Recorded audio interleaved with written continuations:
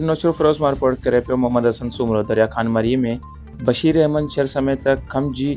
गुम कयल सभिनी क़ौमी कारकुननि जी आज़ादी ऐं प्रिया कुमारी जी आज़ादी सिंध में धाड़ियल राॼ दरिया समुंड जी मालिकीअ लाइ अॼु दरिया खान मरीअ में जिस्कम जिसाफ़ तरफ़ां सदा वा पुल खां प्रेस क्लब ताईं एहतिजाजी मुज़ाहिरो कयो वियो,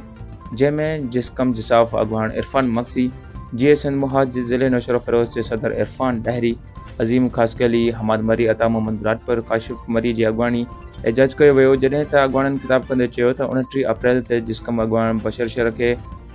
बाना जुआज़ संदसि कराची वारे घर मां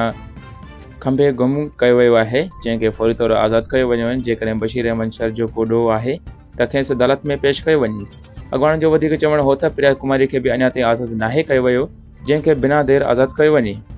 अॻुवाणनि जो चवणु हो त 77 सालनि खां पंजाब जो गैर क़ानूनी दरिया ते कब्ज़ो आहे, जेको ख़तमु कयो वञे ऐं समुंड जी मालिकी सिंध जी ज़मीन जी मालिकी लाइ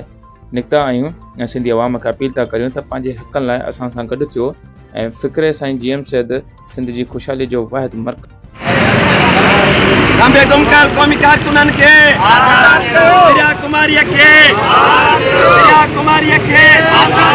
खंभे गुम कयल क़ौमी कारकुननि खे सिंध जी न्याणीअ खे